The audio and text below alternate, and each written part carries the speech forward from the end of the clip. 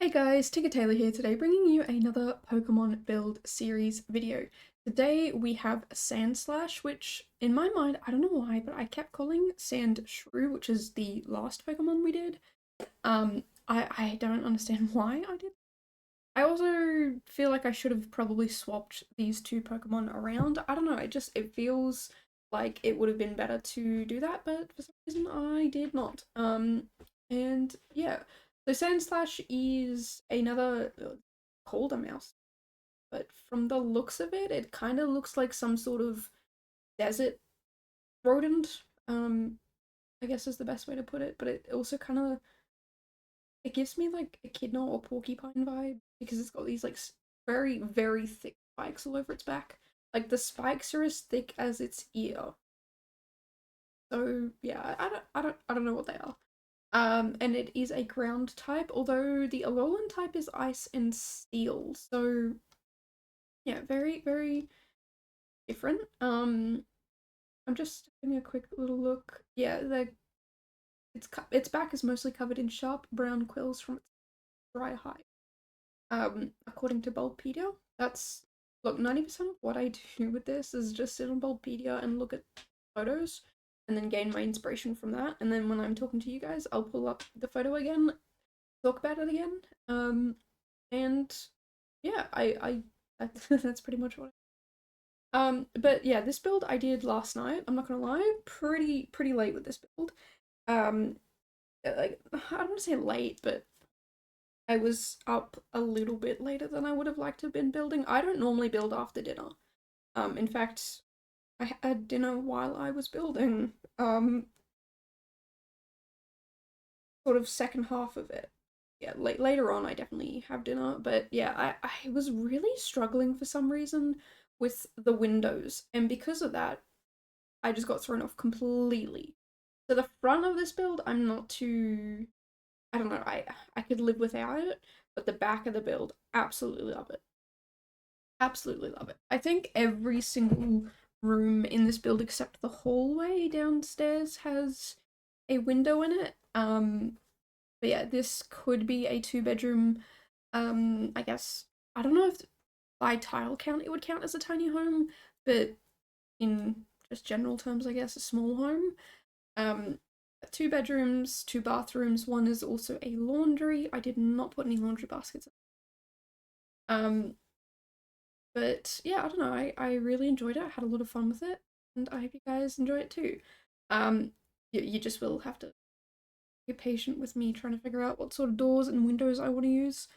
Like I said, I did it very late last night. I don't normally build later into the time zone. That's not the word I was looking for. Into the night. I generally stop around dinner time. If I have to go cook, I'll stop somewhere late afternoon. Because I generally start cooking dinner a little bit early. It means I don't have to rush. It means we can eat a little bit earlier. I don't like eating later at night. Um, and yeah, it's just a chill time and whatever. But if I'm not cooking, it's whenever somebody says, "Hey, dinner's ready." That I'll generally kind of stop building around then, but usually before. So yeah, this is probably a good indication of why I probably shouldn't build at night. Because you can see I'm really struggling, and I had a lot of different ideas of what I wanted to do and where I wanted to get my inspiration from, and you'll see a lot of things change just over and over again, and I don't know why. I don't know why I struggled so bad. But you know, towards the end, I actually kind of like with what we end up with, especially the back. You know, I always okay. I'm gonna go on a rant about landscaping again. I always really struggle with it, but recently I've been watching James Turner do the renovations of uh one of the neighborhoods in Oasis Springs, and I don't know, the landscaping in that, I was like, that's so simple. And if I had done that on my own, it would look so dumb. But because somebody else has done it, I can see that it works and I can kind of see how it works. And so I don't want to say mimicked it, but I took a lot of inspiration from it. I just use base game. I mean, I do that anyway with the worlds I'm building in. I generally only use the landscaping items that are within the world that you can see around you, just because it has a nice cohesive look and it kind of ties it into the area a bit better. So yeah, I decided, yeah, I'd just do that. I was also really struggling with the front windows because anytime I put the windows on the front, it kind of just looked like a weird face, and I hated that. I did not want it to look like a weird face. I wanted it to look nice and normal. So I tried, okay, what if I expand this out and I put windows here? What if I put a weird roof piece here that I don't end up liking? I'm so glad I didn't commit to this roof piece because it looks so dumb. This is very quickly changed. But unfortunately I do put that roof piece at the front, so I'm not sure if I hate that or love that. But this little platform, I don't know, it makes me feel a lot better about what is going on here. I don't even think I put anything out there. It's just an empty platform, but to be fair, the person who lives here is rarely ever home, and that's the inspiration for that person. So to me, that kind of makes sense that they would never be home. And yeah, so there's no like furniture out there. But yeah, let me tell you, we're still struggling. We're still struggling. I think it's maybe around here where I pick the exact same windows that I just went and deleted everywhere else, and I'm putting back everywhere. I think it's around here where things start to slowly come back together and I'm starting to understand what it is I want to do. Not gonna lie, still struggled a ton, absolutely a ton with the upstairs. Originally, the upstairs was going to be the bedroom and downstairs was going to be like an archaeology studio.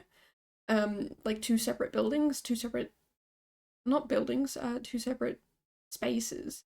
But I decided I didn't want to do that. I really did not feel it. So yeah, we end up completely changing how that happens. I mean, I think I did that already with putting the stairs inside.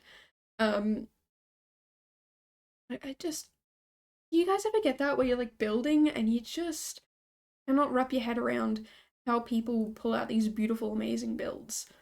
I just can't do it. I can't wrap my head around it. And I think that's why I decided to keep this in, because I see a lot of people just with these beautiful, amazing builds, and you're just like you just pulled this out of nowhere, didn't you? Like this is beautifully amazing and fantastic. How did you do that? But people do struggle. Like not everybody is a fantastic, great builder. Not everybody can build straight off the bat. Some people do struggle, and I just wanted to make it feel authentic. I wanted it to make it, you guys can see the struggle that I'm going through. But we end up with something that I'm pretty happy with. Is it perfect? No. Is there a lot of things that at the end of the day I'd change? Yeah, probably. I just don't know how I would fix them quite yet. But again, the back view, the bedroom downstairs, I absolutely love it. It's very, very simplistic. Very, I want to say bland and boring and plain, but there's not a lot going on. It's almost, I don't know if it's minimalist. I don't know if you guys would count it as minimalist. Um, and originally the master bedroom was actually gonna be the one with, you can see there's like a really weird green room next to it. That was originally gonna be the master bedroom and the master ensuite. And the other one was gonna be just like either a guest room or the study or whatever. But then I was like, why would the smaller room be the guest room? Oh, sorry, the master. Like, why would the smaller one be the master? And like, it doesn't have a good view, and doesn't make any sense to me.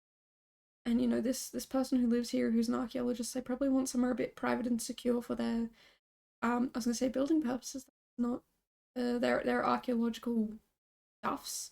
And yeah, that's kind of what we end up with. Is this room ends up being study and the bigger room ends up being the ensuite. So the bathroom that's attached to it, not sorry, the bigger room becomes the master, and the bathroom that becomes attached to it gets much, much larger, and it becomes the master bedroom. So yeah, you can see here, just changed my mind, and I'm glad I did it. I am.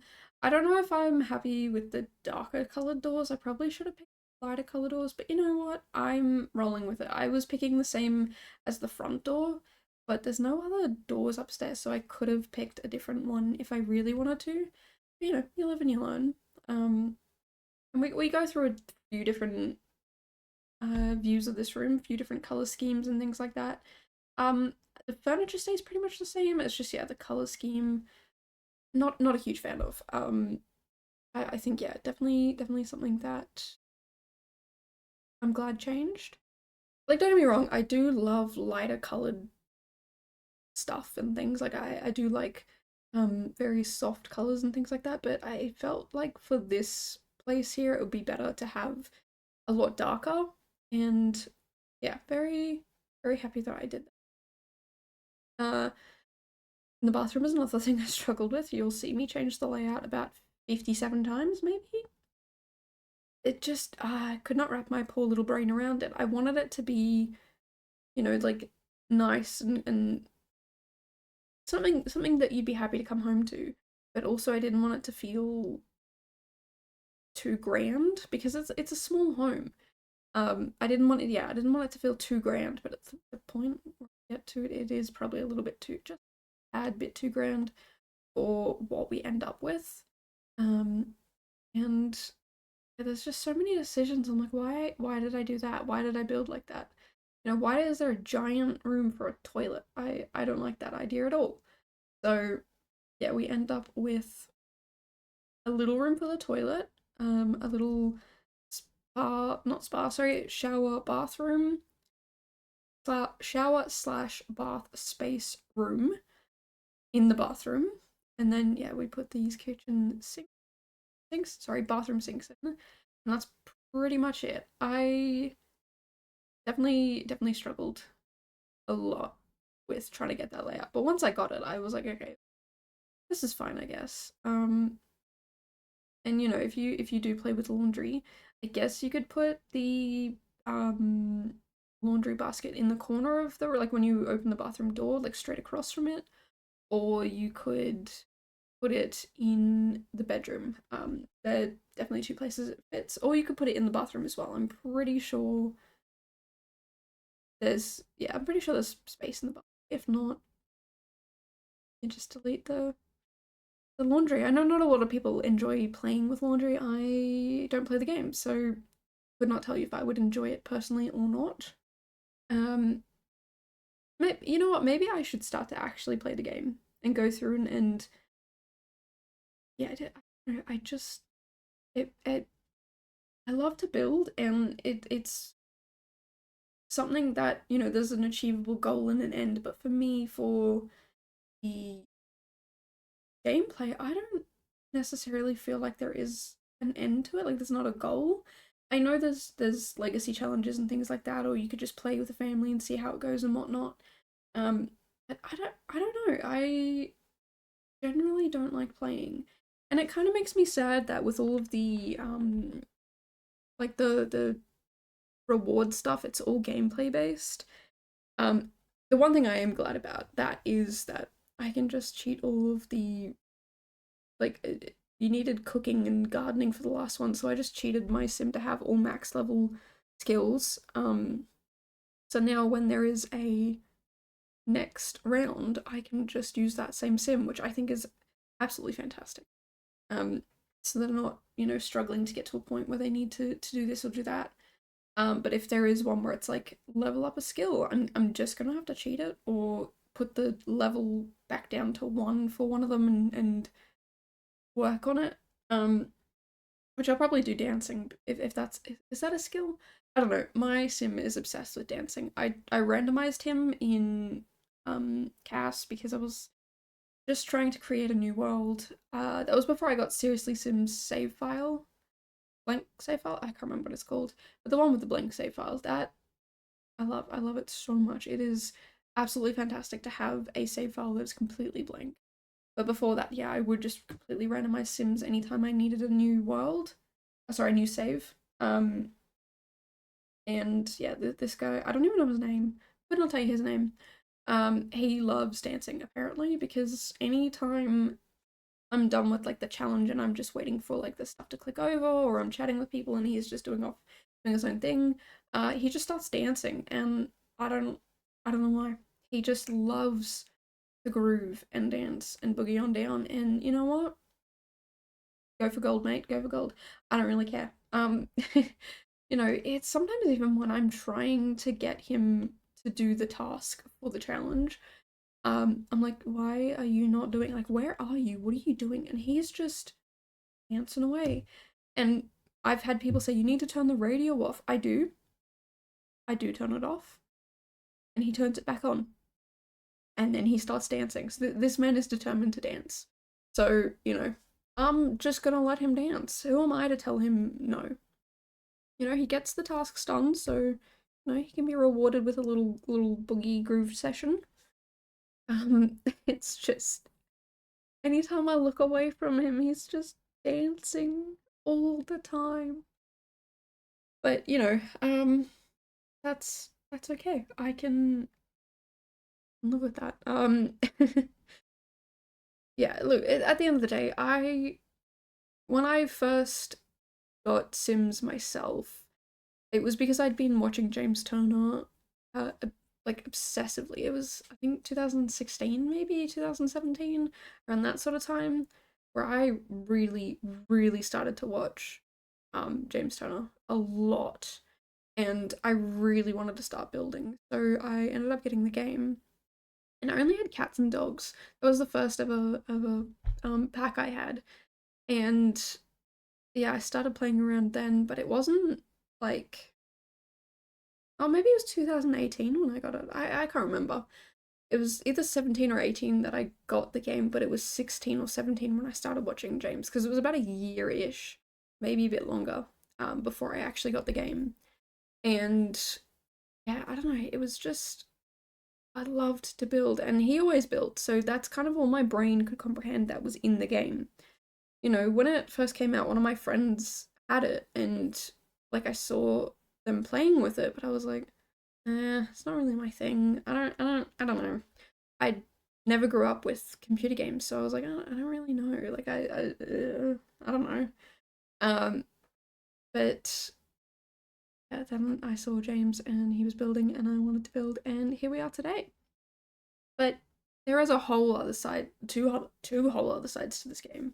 You know, there is gameplay where you can do so much with that. You can do legacy challenges, you can um create people to, I don't know, people do like survival challenges, not challenges, but like survival of the fittest type stuff. They do machinimas, and um some people have Instagram stories, like stories on Instagram, not Instagram stories as in the little their profile thing, but as in stories that they are telling on Instagram through Sims, um, through images and stuff like that. You could just play a normal household, you could play it how the game is supposed to work, you can make your own challenge, you know, there's so many things that you can do. And even if you get mods, you can, there's so much stuff within that that you can do. But then there's also cast, and that's a whole other side. And I think maybe I should give it a chance, give it a go, acknowledge its existence. I don't think it'll be anytime soon, that is for sure. But, you know, something I should definitely look into, I guess. Um, because it's just, I don't know, I see so many people finding joy in so many different ways through this game, and I don't know, maybe I should give it a little go to see what it's like. Instead of just abandoning a whole section of the game, because I'd rather build. But let's be honest, I'm going to be building for the rest of my life. Like, it's gonna be something I always do. I could be 80 years old and I'll still be, you know, in the nursing home building away. And you know, if I have grandkids, some other grandkids visit, they'll be like, "Oh, what is that game? It looks so archaic. Why don't you play this like 3D version where you can actually physically build?" No, I'm gonna play Sims. And you know what? Despite the fact that yes, it has flaws and it's not perfect and whatnot, I I always like to look at the positive and enjoy what I do have and be grateful for what I do have. So, you know, as a builder, I feel like I'm pretty well taken care of. You know, we do have issues here and there, but I thoroughly enjoy this game. I think yeah, building brings me great joy, and I love to learn and expand my skills. Like, sorry, learn and build skills. Yeah. Anyway, um, yeah, like look at the landscaping. Like, it's actually somewhat decent. I didn't do terribly. I feel pretty good about that, especially at the back here. Down the side and the front, meh. But anyway, that's enough of me rambling. If you've enjoyed this, make sure to subscribe. I come out with a new video almost every single day this year. And yeah, if you enjoy the ramblings of the videos, the builds, yeah, make sure to do that. And I'll see you guys in the next one. Bye, guys.